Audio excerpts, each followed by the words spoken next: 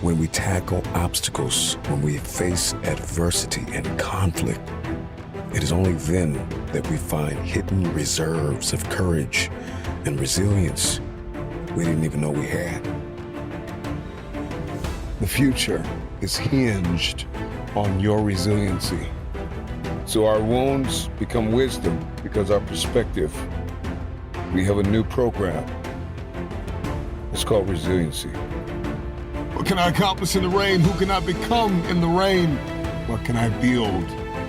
Under these conditions, resilience is based on compassion for ourselves as well as compassion for others.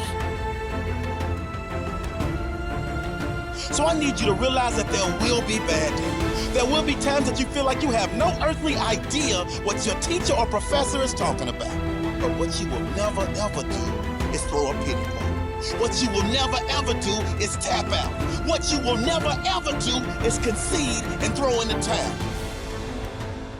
And if everything you listen to goes over your head, you are going to miss your moment and stay living in the midst of the madness. The madness of impossibility, the lie. Somebody lied to you and told you that it was impossible.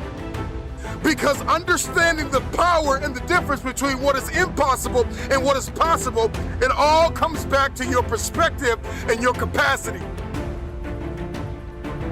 See, your life is one big sum average of the thoughts that you consistently hold in your mind.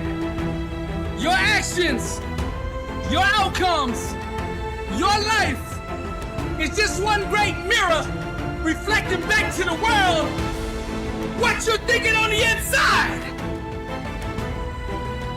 All of the pain, all of the trauma, everything you have experienced, the turbulence, you have to garner up all of that hunger.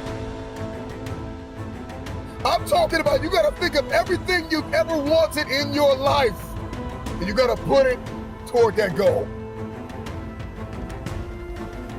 And there are things that you have been called to do that no one on earth has ever done.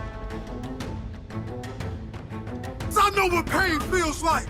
I know what disappointment looks like, and I don't like the look. I'm coming back for everything they told me I wanted.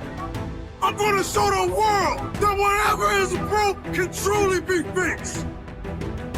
I'm gonna be great and better than anything you've ever seen.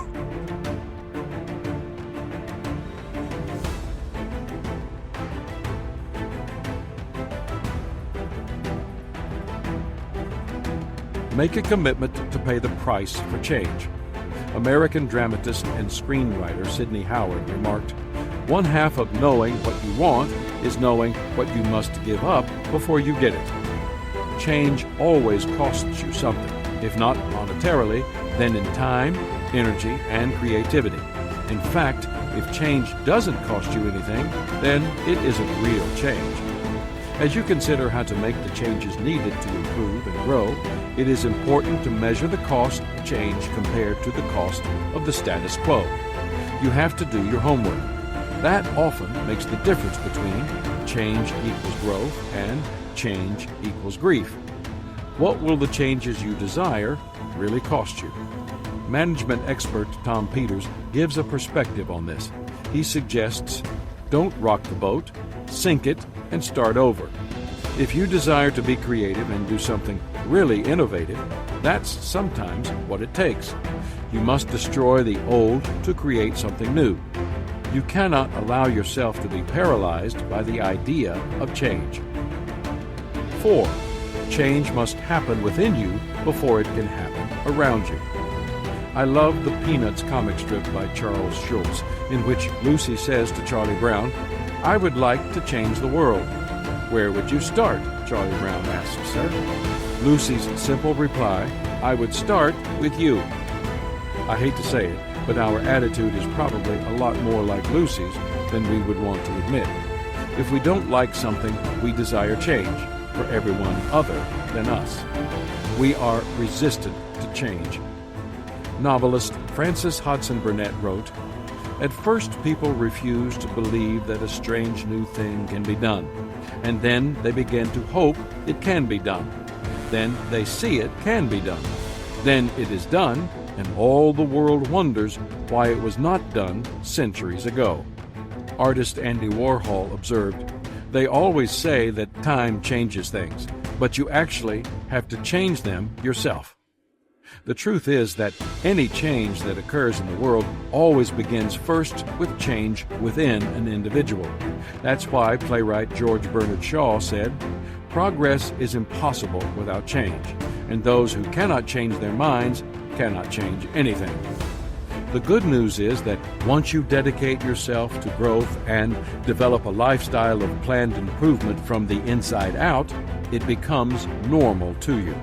And you notice when you're not making the progress you have come to expect. It is said that pianist Arthur Rubinstein refused to listen to recordings made of songs he had played. Even only a few months after he completed them, he was dissatisfied with the playing he heard. Why? Because he had grown and changed, but the recordings had not.